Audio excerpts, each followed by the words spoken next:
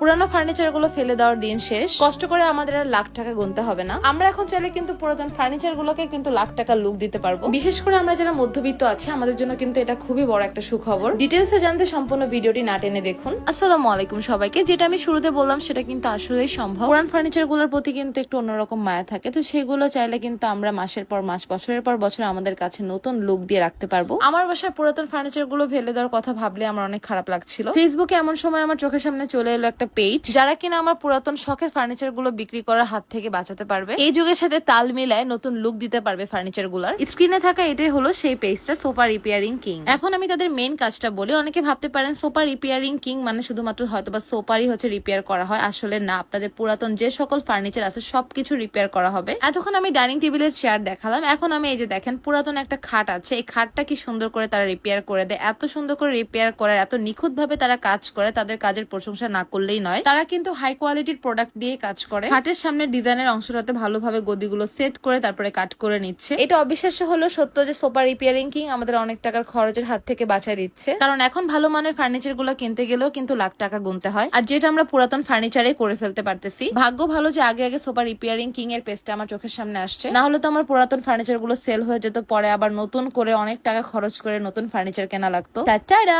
এটা হলো খাটের ফাইনাল লুক। এত সুন্দর লুক দিচ্ছিল, মাশাল্লাহ মাশাল্লাহ, এত সুন্দর লাগছিল, মনে হচ্ছিল এই খাটটার প্রাইস একদম 80,000 টাকা। নতুন করে আমি আর কি কাজের প্রশংসা করব, সেটা তো আমি শুরুতেই করে ফেলেছি। আপনাদের সুবিধার জন্য আমি ডিটেলস আর একটু বলে দেই। এই যে আমি স্ক্রিনে হচ্ছে দুইটা নাম্বার দিয়েছি, এটা হচ্ছে তাদের হোয়াটসঅ্যাপ নাম্বার। আপনারা চাইলে কিন্তু হোয়াটসঅ্যাপেও তাদের সাথে সরাসরি যোগাযোগ করতে পারবেন। এছাড়াও তাদের ফেসবুক পেজের লিঙ্কটাকে আমি আমার এই ভিডিওর ক্যাপশনে মেনশন করে দিব, এতে করে তাদের পেজটা ভিজিট করতে, তাদের সাথে যোগাযোগ করতে আপনাদের অনেক সুবিধা হবে। শুরুতে আপনারা আপনাদের পুরাতন ফার্নিচারের ছবি দিবেন যেটা আপনারা রিপেয়ার করতে চান। এরপর আপনার পছন্দের মতো আপনি কি কালার করতে চান বা কিভাবে কি করতে চান তাদের সাথে ডিটেলসে কথা বললেই হবে। এই সোফাগুলোর দেখেন কি একটা অবস্থা, এগুলো কিন্তু অনেক আগের মডেল, আগের ডিজাইনের সোফা সহ এতক্ষণ আমি যে সকল ফার্নিচার গুলো দেখালাম সবগুলো কিন্তু ওল্ড মডেলের। বিশেষ করে আমরা যারা মধ্যবিত্ত আছে আমাদের জন্য এটা কিন্তু একটা প্লাস পয়েন্ট। এখানে গ্লু টাইপের কিছু একটা দেওয়া হচ্ছে, এটা দিয়ে কিন্তু সেট করা হবে সোফার উপরে গদিগুলো। এই পুরাতন সোফাটার ফাইনাল লুক দেখার পরে আমি জানি আপনারা সবাই আমার মতো থ হয়ে যাবেন বলতে আমি বুঝেছি যে আপনারা একদমই চমকে যাবেন। আচ্ছা, এই লাখ টাকার সোফাটা দেখতে কেমন লাগছে আপনাদের কাছে? হ্যাঁ, সুন্দর লাগতেছে তাই না? অনেক।